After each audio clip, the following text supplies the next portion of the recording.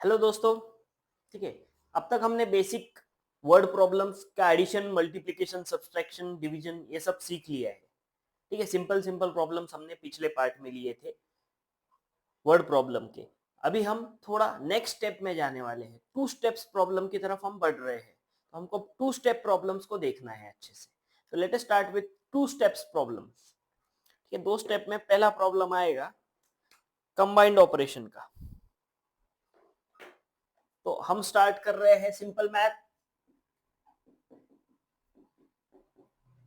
Math या फिर basic math बोल सकते हैं। ठीक है, इसके अंदर हम वर्ड प्रॉब्लम्स कर रहे हैं। वर्ड प्रॉब्लम्स पार्ट कौन सा है हमारा? पार्ट 2। ठीक है, इसके पहले पार्ट 1 भी डाला है, वो भी देख लेना। अब टू स्टेप प्रॉब्लम में हमारा फर्स्ट प्रॉब्लम है, Sam buys 3 notebook at $45। Sam buys 3 notebooks for $45 each and 2 pens at $12 each and 2 pens at $12 each. He pays with a $200 note. He pays with a $200 note. How much change should he get? How much change should he get back? ठीक है, बहुत ही easy सवाल है। क्या आप इसका answer मुझको बता सकते हैं? पहले क्या लिखूं? ऐसे स्टेप बाय स्टेप बताओ, पहले क्या लिखूं? बोलो, अलर्ट रहो, एक्टिव रहो। ठीक है, पहले क्या लिखूं? बोलो। Sam buys 3 notebooks very good. for $55. मैं ऐसे कर सकता हूं क्या? Buy 3 notebook for rupees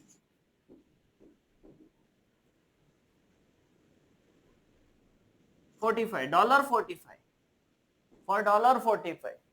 3 notebook for $45। बहुत महंगे नोटबुक है, बहुत। ठीक है, देन 2 पेन एट $12 है ना? Very good, 2 pen at $12। फिर क्या करेंगे हम? टोटल कर देना है। Total price bought, total price क्या आ जाएगा? Dollar dollar dollar 75। ये पहले टोटल प्राइस $57 हो गया उसका, सही है? Yes, sir. ओके, इसके आगे हम क्या करेंगे? Yes. बोलो, इसके आगे क्या लिखेंगे? Fast. He should get back $57. Okay, he should get back $57। He should get back $57। देखो, मैं क्वेश्चन समझा देता हूं। Sam buys 3 notebook for $45। Each बोला है उसने, तो ये हमारा एक्चुअली गलत हो गया। ठीक है, this is the wrong we have solve. अच्छे से अगर हमने पढ़ा होता तो हम सही से सॉल्व कर पाते, but still we have not read it properly. तो ये हमारा आंसर होता है सरासर गलत। ये मैं रफ कर देता हूं। ठीक है, प्राइस ये किसके लिए था? फॉर वन आइटम, एक आइटम के लिए प्राइस था ये, है कि नहीं? हमको क्या बोला गया है? 3 नोटबुक, ये $45 की एक नोटबुक है, 3 नहीं है। $45 की एक नोटबुक है, तो हमको 3 नोटबुक निकालना पड़ेगा ना, कितने रुपए का हुआ, Yes, है कि sir. नहीं? तो 3 नोटबुक है, ये वन आइटम का है, तो 3 नोटबुक प्राइस कितना हो जाएगा? टोटल प्राइस, हाँ, कितना हो जाएगा? 3 इंटू 45। 3 into 45, that is 5 3 15, 4 3 12, 16, $165। ठीक है, ये अच्छे से नहीं लिखा है, मैं थोड़ा अच्छे से लिख देता हूं। let me write it more properly. Okay, buy, buying price for one item. ठीक है, यहाँ पे कितना है वन नोटबुक का $45. ओके, वन पेन का कितना है $12. वन आइटम की प्राइस हमको दे दी है और हमने लिख भी दी है। अब इसके बाद में हम टोटल निकालेंगे। यहाँ पे टोटल प्राइस 3 नोटबुक इंटू 45, 5 3 15, 4 3 12 13। अरे अभी 165 आ रहा था, 135 आया। 5 3 15, 4 3 12 13, $135। Total price $135, 2 pen for 12, so 1 pen for 12, so 2 pen for 2 into 12, $24। यहां तक सही है। एक के नीचे एक लिखना है। देखो ऐसे अगर आप लिखोगे तो बहुत सही रहेगा, है ना। तो उसकी वजह से क्या होगा, आप डायरेक्ट वहां पे एडिशन कर सकते हो। So total price of all items, यहां पे आ जाएगा, प्लस करना पड़ेगा, है कि नहीं। टोटल प्राइस अब हम निकाल सकते हैं $5 + 4 9, 3 + 2 5 और ये 1 जैसे क्या वैसा $159 हो गए उसके टोटल। ठीक है, ये क्वेश्चन हमने यहां तक पढ़ लिया। Sam buys 3 notebook for 45, 3 notebook for 45 each. ये एक के लिए है तो 3 के लिए कितना होगा 135। 2 pen for 12 each, so 12 into 2 24, है कि नहीं। तो टोटल हमने निकाला 159। तो सैम को अभी शॉपकीपर को देने थे $159, but he page with a $200 note. तो उसने क्या किया, $200 का नोट दे दिया, ये लो 200। ठीक है, तो कितने रिटर्न देगा उसको शॉपकीपर, ये पूछा है। How much change should he get back, उसको कितने पैसे वापस मिलने चाहिए। तो क्या करना पड़ेगा आगे,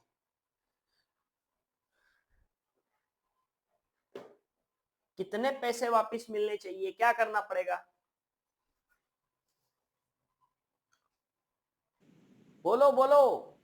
करणवीर तो सो ही रहा है। नहीं सर, हाँ बोलो ना फिर। सब्ट्रैक्शन। सब्सट्रैक्शन क्या, सब्ट्रैक्शन करने। क्या सब्सट्रैक्ट करेंगे,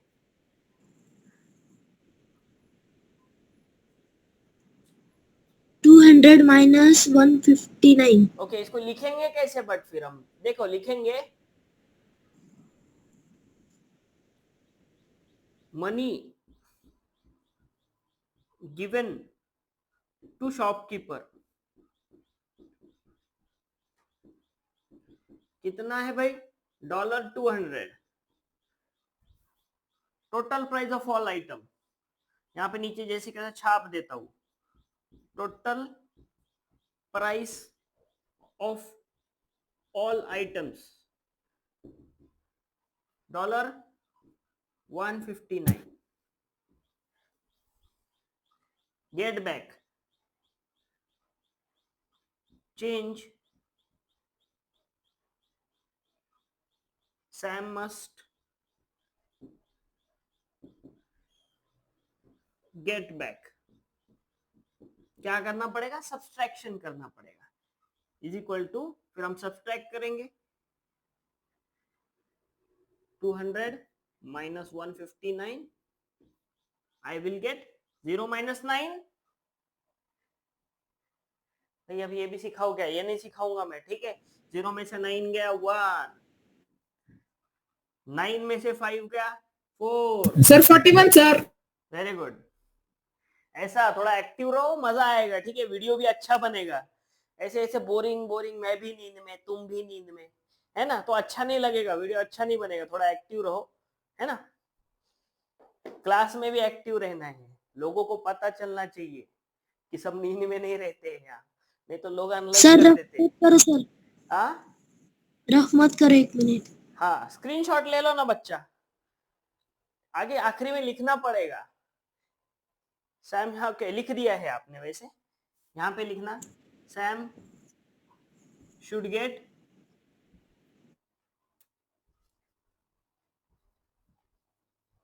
$41 बैक। ठीक है, ये फॉर्मेट होता है, इस फॉर्मेट में लिखा तो भी चलेगा, टेबुलर फॉर्म में लिखा है मैंने, वर्ड फॉर्मेट में लिखा तो भी चलेगा। ठीक है, जैसा आपको पसंद है वैसा। Yes sir. सर कर दो रफ। हाँ रफ कर दो। देखो इसको पहचानना बहुत जरूरी है कि वर्ड प्रॉब्लम में दिया क्या है। ठीक है, हमको इमेजिन करना है भाई, मैं गया दुकान वाले के पास, उसने मुझको $45 की एक नोटबुक लगाई, मैंने खरीदे 3। $12 का एक पेन था, मैंने खरीदे 2, तो मैंने दुकानदार को दिए $200। तो कितने वापस देगा? सिंपल है भाई, बचपन से कर रहे हैं हम, है ना। बचपन से पैसे लेके जा रहे हैं दुकान पे, हमको है ना चॉकलेट दे दो, गिव मी चॉकलेट, है ना।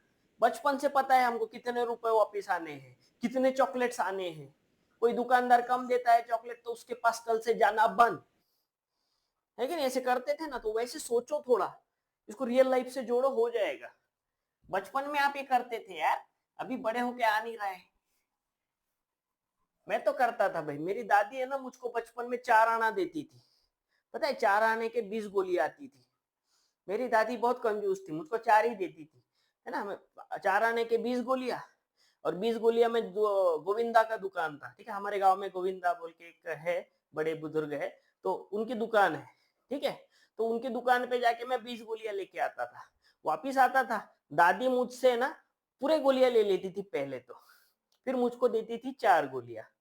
अब क्यों मुझको 4 देती थी? बाकी भी होते थे ना बाकी भी बच्चे होते थे, सबको एक एक एक एक देती थी, और खुद के पास फिर 8-10 गोलियां बच जाते थे। दिन भर वो खाते रहती थी।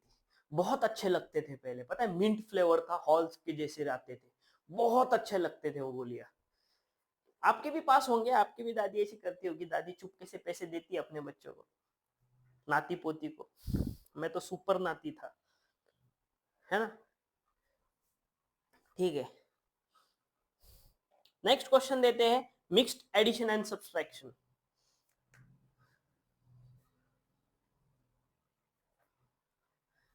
अब एडिशन और सब्सट्रैक्शन का फिर से मिक्स्ड रहेगा, तो ध्यान देके देखो question. A library gets 120 new books.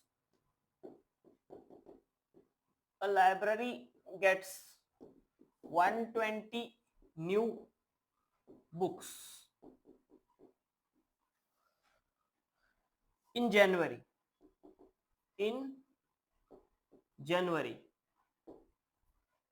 and 85 in February and 85 in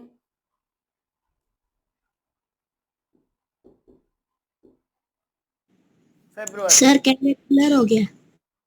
हाँ मैं कर देता हूं, ठीक है। बाय मार्च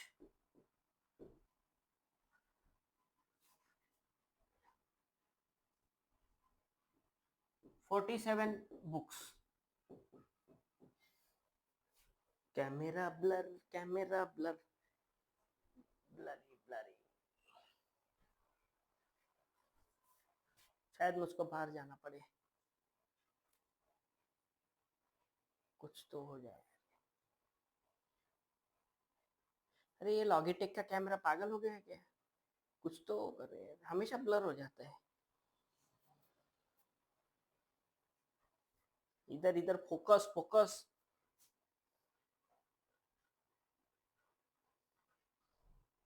इससे तो अच्छा मेरा सिंपल कैमरा था यार, कहाँ इतना महंगा कैमरा खरीदते बैठा मैं, क्या मालूम। अभी क्या डीएसएलआर लेके आओ? ठीक है, हो गया। Bye March 47 books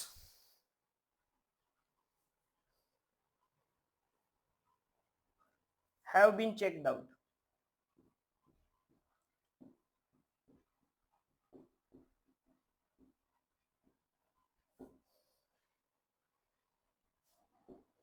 What is the total number of books now in the library?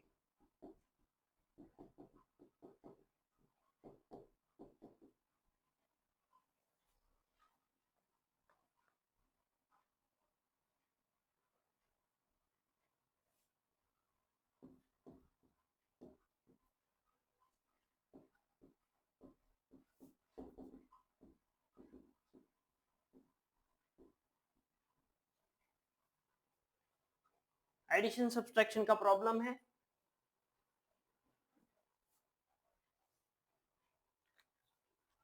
Checked out का मतलब क्या है? What is the meaning of checked out? ठीक है, मैं पढ़ लेता हूं अच्छे से क्वेश्चन। ठीक है, library gets 120 new books in January, फिर फरवरी में 85, by March 47 books have been checked out. 47 books have been checked out मतलब क्या है? मतलब मार्च के खत्म होते होते 47 बुक्स उन्होंने नए नहीं लिए।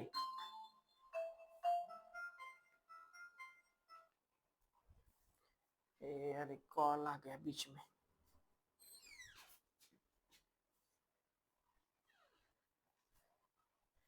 ठीक है, कॉल आ गया था बीच में।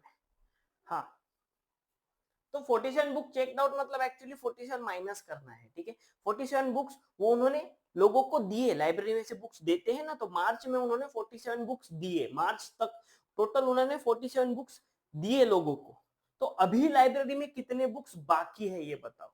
जनवरी में लाइब्रेरी स्टार्ट हुई, 120 न्यू बुक्स आए, 85 फरवरी में आए, और मार्च में 47 बुक्स उन्होंने दे दिए। तो अभी लाइब्रेरी में सर टोटल कितने बुक्स बाकी है? हाँ बोलो sir 120 plus 85 minus 47। Yes, simple है यहाँ पे। ठीक है, जैन फेब मार्च, है ना? ऐसे अगर हम करें बुक्स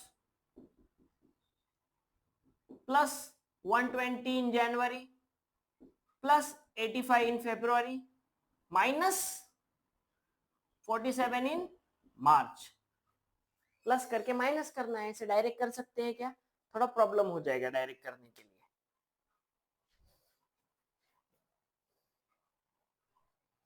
तो डायरेक्ट करने के लिए प्रॉब्लम होगा, तो हम क्या करेंगे, पहले जनवरी प्लस फरवरी कर लेंगे, ये दोनों का दोनों ऐड कर लेंगे। ठीक है, addition of this two is 120 plus 85। बोलो,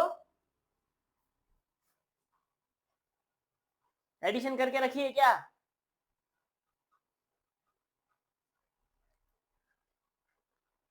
बोलो बोलो जल्दी बोलो। Sir 205 minus 47। 205 माइनस 47 हाँ कितना हो जाएगा? करो।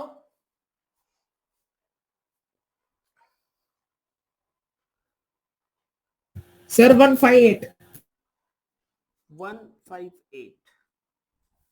सो total books in library are 158। अब ये चेक्ड आउट के मीनिंग पे सारा सम होता है। ठीक है, चेक्ड आउट का मतलब अब हम क्या निकालते हैं? चेक्ड आउट का मतलब अगर और बुक्स लिए हैं तो प्लस आ जाएगा। चेक्ड आउट का मतलब तो मेरे हिसाब से चेक्ड आउट बोला वो। चेक्ड आउट मतलब बुक्स बाहर गए लाइब्रेरी से, 47 बुक्स बाहर गए, इसलिए मैंने माइनस लिया। ठीक है, तो total books in the library कितने बचे फिर? 158। रफ कर दूं? Yes sir. Okay,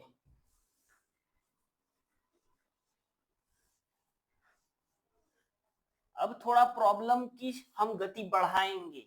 we will increase the pace of problems. ठीक है, तो देखते हैं, आप मेरे पेस से चलते हो क्या? फ्रैक्शन एंड डेसिमल के प्रॉब्लम हम स्टार्ट करते हैं। पहला problem, a tank holds 240 litre of water if 3/8 of water is used, how many liters remain? how many liters? ठीक है, how many काउंट कर सकते हैं ना, how many liters of water remains? जल्दी आंसर बताओ भाई भाई, टेंग टेंग, भाई भाई जल्दी निकालो भाई आंसर। आता है क्या आपको फ्रैक्शन के प्रॉब्लम सॉल्व करना? Yes sir. करो फिर। मुझको बताओ, पहले स्टेप बताओ, स्टेप बाय स्टेप करेंगे, ठीक है, स्टेप बाय स्टेप करेंगे। पहले स्टेप बताओ भाई क्या है। तो total tank holds 240 litre, capacity 240 liters of water. Now how much water is used, हमको वो निकालना है। तो हम यहाँ लिखेंगे वाटर यूज्ड। सबसे पहले हम how much water is used ये निकालेंगे, ठीक है। अब how much water is used, वो बोला 3/8 water is used, 3/8 water is used. भाई 3/8 किसका, वही फ्रैक्शन है ना, फ्रैक्शन मतलब किसी का तो फ्रैक्शन होगा। तो यहाँ किसका फ्रैक्शन है, 240 लीटर का,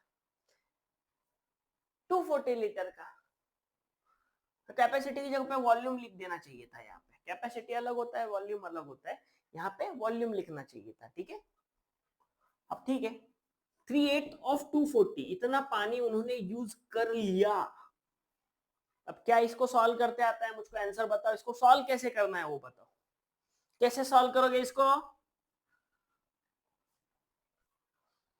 बोलो बोलो, थोड़ा देखो यार, थोड़ा वीडियो की तरफ भी ध्यान दो, गेम बाद में खेल लो।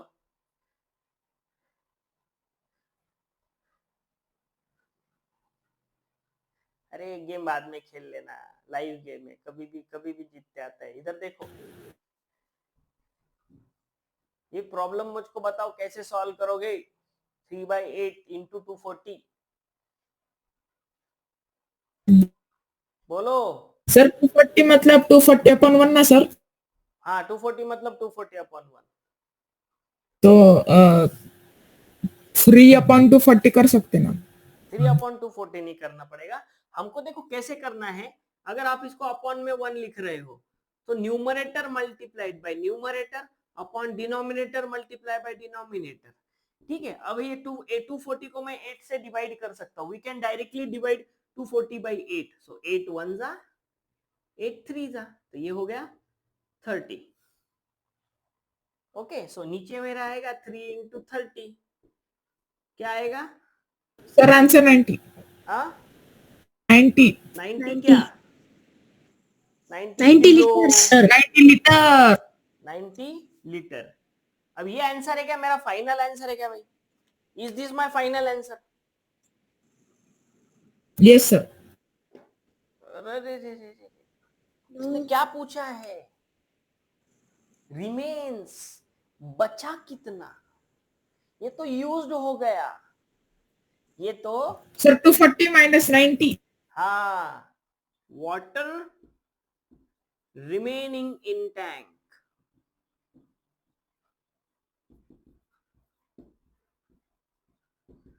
-240 -90 कितना होता है sir 150 150 litre. Litres. Very good. अब इसको हम दूसरे तरीके से भी कर सकते थे, अगर वाटर इतना यूज्ड हो गया है तो बचेगा कितना पता है, देखो मैं ऐसी शॉर्टकट बताता हूँ, शॉर्ट ट्रिक, ठीक है, शॉर्ट ट्रिक। तो ये प्रॉब्लम को सॉल्व करने के लिए आप क्या कर सकते हो, तो आप ऐसे कर सकते हो कि ये 3/8 यूज हो गया, टोटल कितना था 1 में से 3/8, फ्रैक्शन हमेशा पार्ट ऑफ अ होल होता है, तो 1 होल में से मैंने 3/8 माइनस कर दिया और मल्टीप्लाई कर दूंगा कितने में से, 240 में से, है ना। तो 8 - 1, ऐसा नहीं करते, 8 1 जा 8, 8 - 3 5, 5/8, 5/8 इंटू 240 अगर मैं करूंगा तो आ गया 5 इंटू 30, है ना। यहाँ पे 8 1 जा 8, 8 3 जा 24, 30 5 3 जा 15, है ना, 150 लीटर। इतने में प्रॉब्लम सॉल्व हो जाता है, बट आपको उतनी नॉलेज चाहिए what is actually fraction, fraction is a part of whole. तो अगर मैं वाटर यूज्ड को माइनस कर दूंगा टोटल वाटर में से, जो कि total water one part of fraction आएगा, है ना, होल पार्ट ऑफ फ्रैक्शन, इसलिए मैंने 1 ले लिया, 1 - 3/8 किसका, तो 240 का। समझे गए, ये नहीं समझा होगा तो टेंशन मत लो, अगर ऊपर का आ रहा है तो okay, this is 1, this is step number 2, यहां तक आंसर आ गया आपका, ठीक है। ये मेथड से भी आ रहा है तो बहुत अच्छा, ठीक है, डन, रफ कर दो, yes sir. Yes sir. Okay. देखो कैसा है, हमको है ना लाइफ में वर्ड प्रॉब्लम आने ही चाहिए, क्यों? तो भाई लाइफ वर्ड का ही प्रॉब्लम है ना? हम मैथमेटिक्स के लैंग्वेज में बात नहीं करते, हम वर्ड से बात करते हैं, है ना? तुझको मैं 20% पैसे देता हूं, ऐसा बोलते हैं क्या? नहीं, मैं तेरे को 100 में से 20 रुपए दूंगा। दैट इज अवर लैंग्वेज, है ना? ये ऐसे कौन बोलता है? I have 100 rupees, I will give you 20%, ले। ऐसा नहीं बोलते हम। That is not our daily language, है ना? 20% भी होगा तो भी हम 20 ही बोलेंगे, 20 रुपीज है, ले। तो हमको वर्ड प्रॉब्लम आना चाहिए,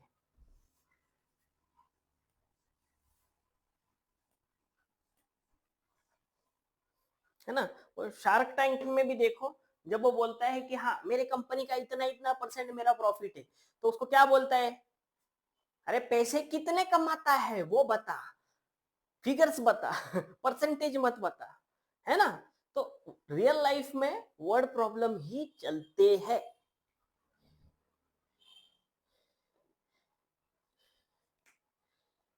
जैसे कोई परसेंटेज में बात करे तो उसको मीटिंग में से हगाल देते, चल बोलते उठ।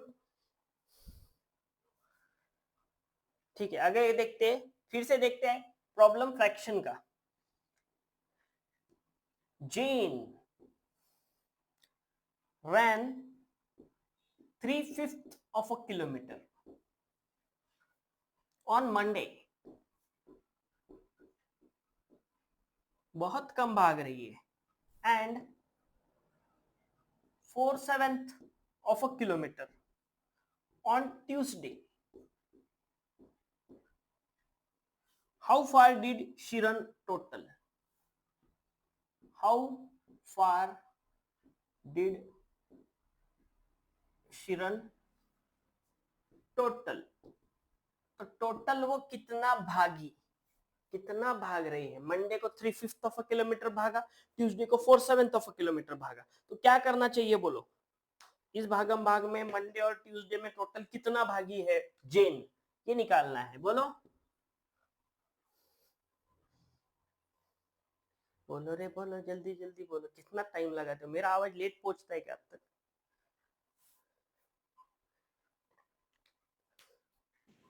अरे बोलो। सर ऐड करना है। ऐड करना है, किसको ऐड करूं मैं? यहाँ पे 3 क्या लिखूं पॉइंट, पहले? यहाँ पे लिखना पड़ेगा ना बच्चा। हाँ मंडे 3.5। जेन रन 3/5 किलोमीटर, कम से कम इतना तो लिख ही दो। ट्यूसडे, ये सब लिखना पड़ेगा, इसके मार्क्स होते हैं। 4/7 किलोमीटर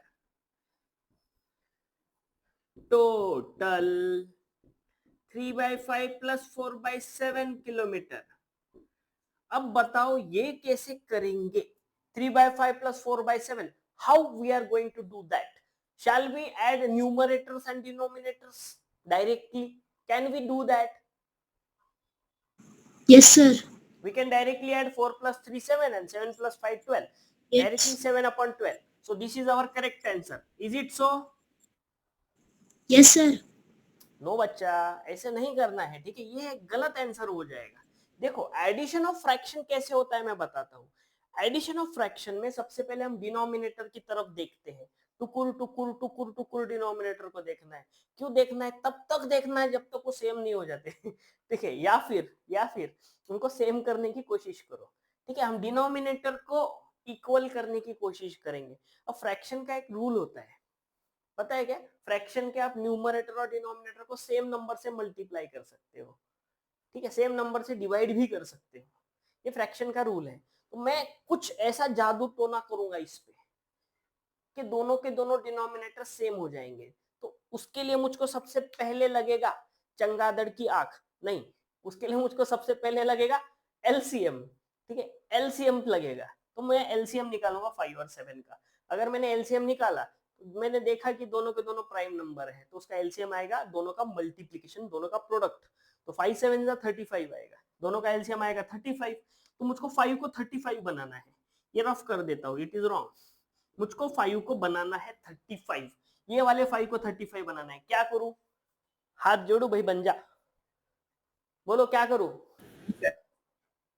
हाँ, फिर एलसीएम निकालना है। हाँ तो निकाल दिया ना, 35 एलसीएम आया। अब मुझको 5 को 35 बनाना है, क्या करूं? 7 5 और 3 7 जा। मतलब इसको मेरे को 7 से मल्टीप्लाई करना पड़ेगा ऐसा। Yes sir. चलो 3/5 इंटू 7 इंटू 7। चलो इसका तो हो गया उद्धार, है ना। 35 आ गया डिनोमिनेटर में। ये 4/7 को क्या करूं? 35 बनाना है मुझको इसको, है ना। दोनों का एलसीएम 35 है, इसलिए मैं सर दोनों को 5 से मल्टीप्लाई करो ना। किसको 5। 5 से मल्टीप्लाई करूं? हो जाएगा Yes, sir. 35। तो ऊपर भी करना पड़ेगा ना। Yes sir.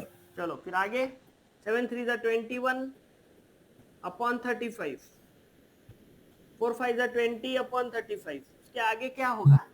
दोनों जुड़ जाएंगे सर आंसर आएगा हाँ 41 अपॉन 35। कैसे आया ये 41? भाई डिनोमिनेटर को प्लस नहीं करोगे क्या? नहीं सर, डिनोमिनेटर सेम होगा ना। हाँ डिनोमिनेटर सेम है तब न्यूमरेटर की एडिशन होगी। डिनोमिनेटर को एक ही बार लिख दो, न्यूमरेटर की एडिशन 21 प्लस 20 कितना होता है? 41 अपॉन 35। तो ये आंसर ऐसे लिखोगे क्या? नहीं, आंसर क्या लिखोगे?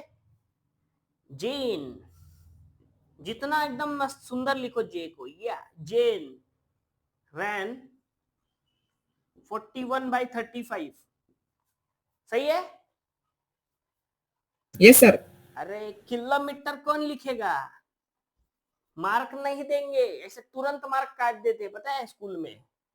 तुरंत ऐसे, थोड़ी भी देर नहीं लगाएंगे मार्क्स काटने के लिए अगर किलोमीटर नहीं लिखोगे तो यहाँ पे किलोमीटर लिख देना है। 41/35 किलोमीटर। समझ में आया? इतना समझ में आ रहा Yes, है? sir. चलो Yes, आगे sir. बढ़ते हैं।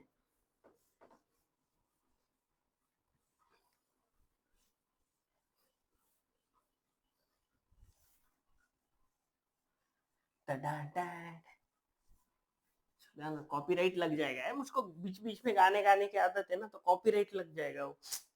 कंट्रोल।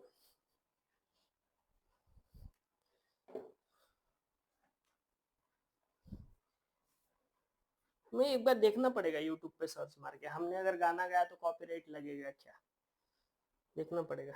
मैं गाने भी गा सकता हूँ बीच बीच में, अच्छा लगता है, थोड़ा मूड लाइट हो जाता है ना। रिबिन और रिब्बन, स्पेलिंग तो रिब्बन है, ठीक है। रिब्बन इज 2.75 मीटर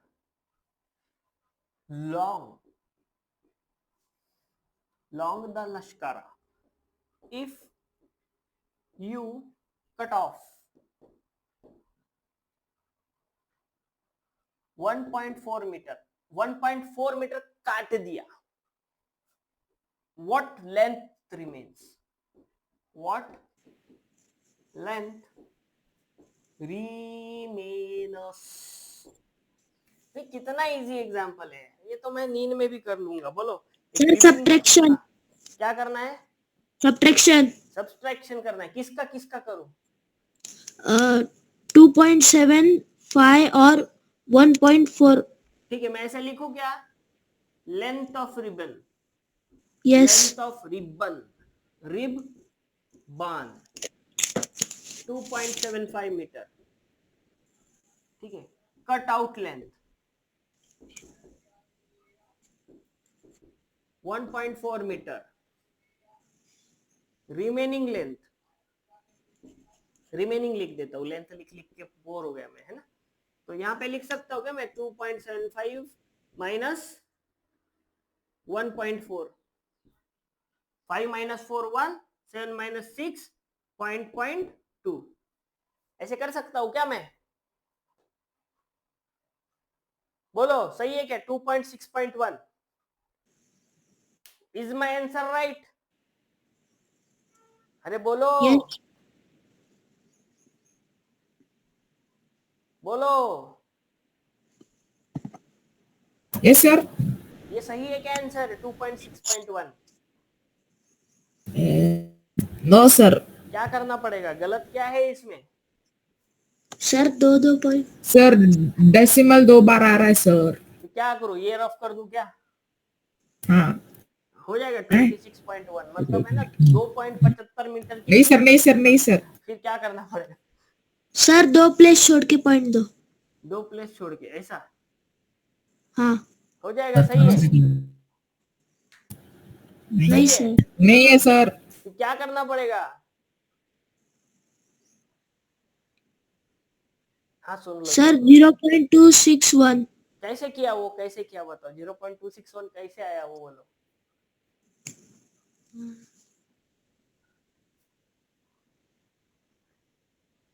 देखो मैं आपको एक रूल बता देता हूँ, सिंपल रूल, आप भूल चुके हो डेसिमल का।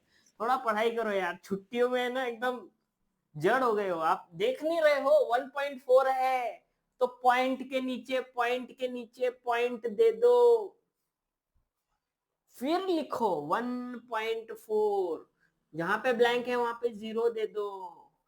भूल गए क्या? अब करो नहीं सर। सब्सट्रैक्शन। 5 माइनस 0 5, 7 माइनस 4 बोलो 3, 2 माइनस 1 1। भाई आंसर तो कुछ और ही आया। रिमेनिंग लेंथ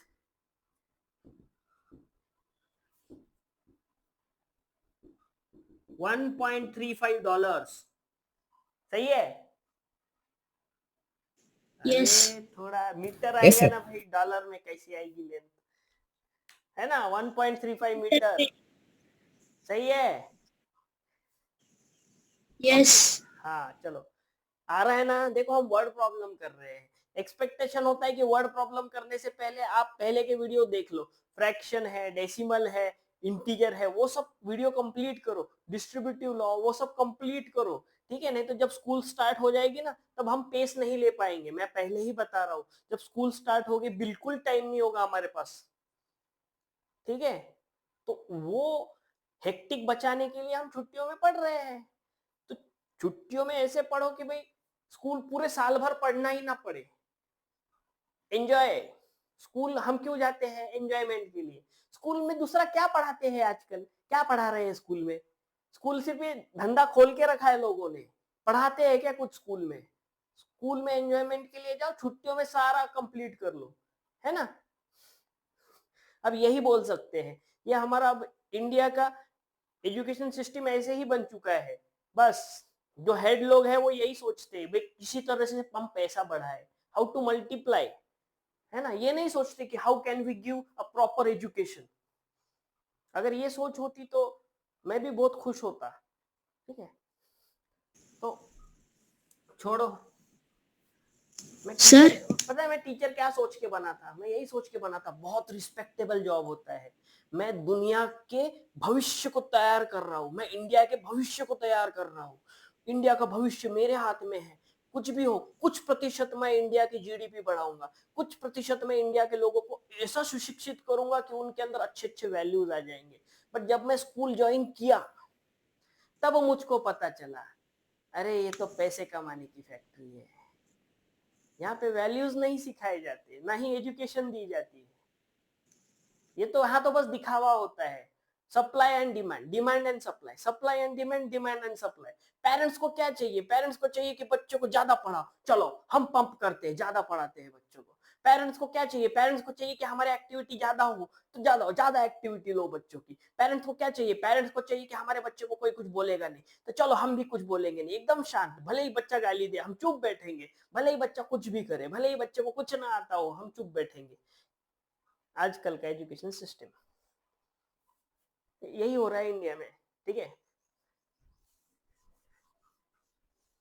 मतलब पता है क्या, हम अगर बच्चों को कुछ बोल भी दे ना छोटा सा, तो उसके ऊपर से हमको आ जाते हैं, पता है हम आपके बिहेवियर की वजह से आपको जेल भी कर सकते हैं। भाई यूएस जाओ, अगर ऐसा कोई बोल भी दे ना टीचर को कि हम आपको जेल कर देंगे, तो उनको 2 साल की लग जाती है। और हमको यहाँ पे धमकियां दी जाती है कि भाई आप अगर बच्चों को थोड़ा भी कुछ बोलोगे, उसके सेंटिमेंट्स हर्ट करोगे, तो आपको जेल हो सकती है। सो इंडिया में सिस्टम बहुत खराब है, पता है, टीचर्स की रिस्पेक्ट ही नहीं है। और मैंने ऐसा लग रहा है कि मैंने गलत प्रोफेशन चूज कर लिया है। आपको नहीं लगता आपके स्कूल में ऐसा होता है? मुझको कमेंट करके बताना, क्या आपके स्कूल में ऐसा होता है कि टीचर्स की बहुत रिस्पेक्ट की जाती है, टीचर्स का बहुत सम्मान किया जाता है? अगर है तो बताओ, मैं जरूर अप्लाई करूंगा।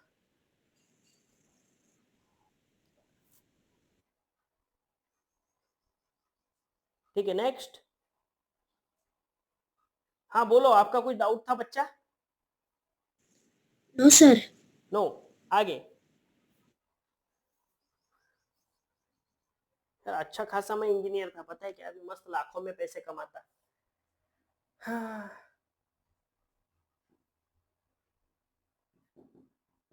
Divide $420 among A, B and C in ratio 3:4:5. How much does each receive? How much does each receive? चलो, हमारे पास 420 रुपए है। ठीक है, 420 रुपए में ए का बनता है 3 पार्ट, बी का बनता है 4 पार्ट, सी का बनता है 5 पार्ट।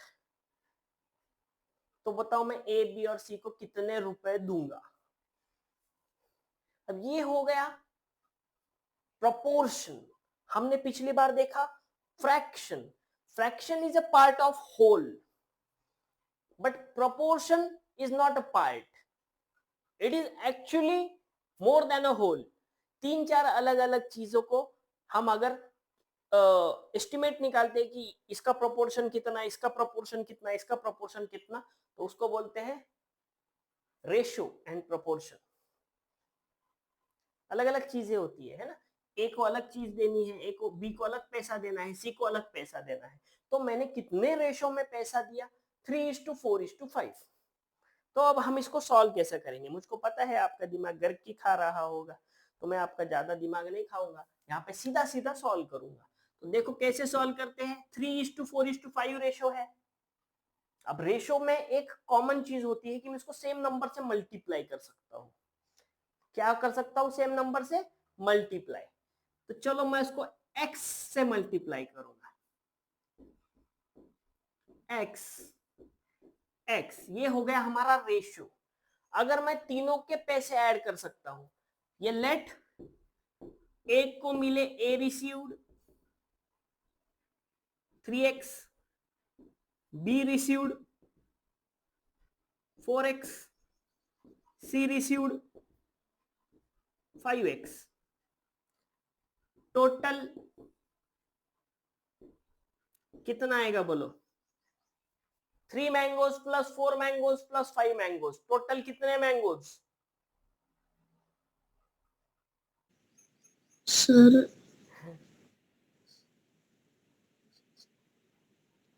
12। 12 मैंगोज। 12 मैंगोज। बट हमको तो टोटल दिया है, कितना है? 420। तो 12 मैंगोज इज इक्वल टू $420। तो बताओ x की वैल्यू क्या आ जाएगी? है ना, 12 यहाँ पे मल्टीप्लाई में है, तो दोनों साइड हम 12 को डिवाइड करेंगे। यहां से 12 को डिवाइड किया, 12 कट गया, यहाँ पे 12 को डिवाइड करो। अगर आपने मेरे पुराने वीडियो देखे हैं तो ये आपको इजी जाएगा। ठीक है, चलो डिवाइड करेंगे। 12 1 जा 12, 12 2 जा 24, 12 3 जा 36, 3 36, कितना बचा? 60, 12 5 जा 60। तो x की वैल्यू आ गई 35। क्या सही है मेरा आंसर? अब आंसर नहीं दोगे है ना? अरे गलत होता है तो होता है बच्चा, बोलो ना। क्या सही है मेरा आंसर?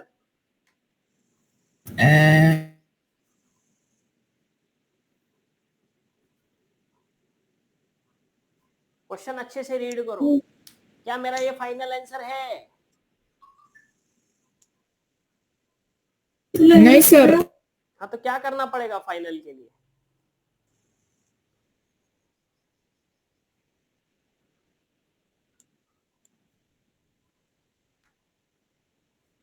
भाई देखो a का कितना पैसा है 3x है, तो a का कितना पैसा है 3x है, 3x का मतलब 3 इंटू x, x का मतलब 35, 3 इंटू 35, 5 3 जा 15, 3 3 जा 9 10, $105 a को मिला।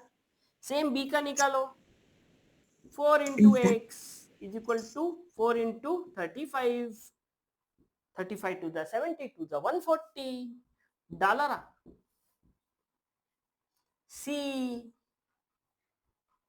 सी का कितना है 5 इंटू एक्स, 5 इंटू 35, 5 5 जा 25, 5 3 जा 15, 16 17, $175। तो ये हमारा आंसर है। ए के पास $105, बी के पास $140, सी के पास $175। ये आपको आखिरी में लिखना है। So A received $125, B received $140, C received $175। देखो वाला टोटल होता है क्या 420, गिन के देखो 5 + 5 0, 0 + 4 4 + 7 12। ऐसे कैसे हो गया? ओके 1 कैरी था है ना तो 2 आ गया। ठीक है 1 + 1 + 1 3 + 1 कैरी 4 420 आ रहा है। देखो तीनों का टोटल। ये समझा कि आपको सम कैसे किया? थोड़ा एक बार Yes, sir. देख लो। ठीक है ऐसे एकदम ऐसा उसको देख लो अच्छे से। एकदम इजी तरीका है, एकदम सिंपलेस्ट तरीके से बताया है। और भी सिंपल तरीका था हमारे पास, देखो ध्यान से देखो, एकदम सिंपल तरीका। टोटल है 420, 420 का टोटल ये तो इसका टोटल क्या है 12। सीधा डिवाइड करो कितना आएगा 35। ये 35 को हर एक से मल्टीप्लाई कर देना है, 3 से फिर 4 से फिर 5 से, बस इतना ही है वो प्रॉब्लम। बस मैंने आपको समझाने के लिए इतना बड़ा बोर्ड पे लिखा है। ठीक है ये समझ गया प्रॉब्लम? ये प्रॉब्लम को अच्छे से लिख लो, very much important problem, ratio and proportion. ठीक है रफ कर दो। Yes. Yes, sir.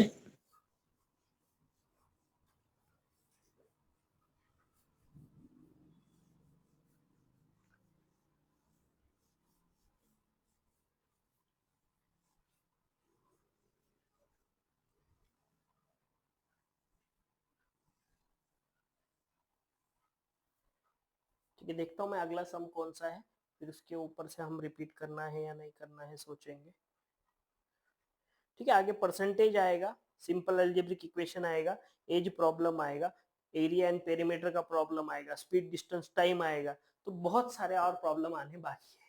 तो हम क्या करते हैं आज यहीं पे रुक जाते हैं। हमने 3-4 प्रॉब्लम देखे, उसकी प्रैक्टिस करो, पिछले वर्ड प्रॉब्लम की भी प्रैक्टिस करो, कुछ फ्रैक्शंस डेसिमल की प्रैक्टिस करो। तब तक के लिए bye bye, see you, have a nice day.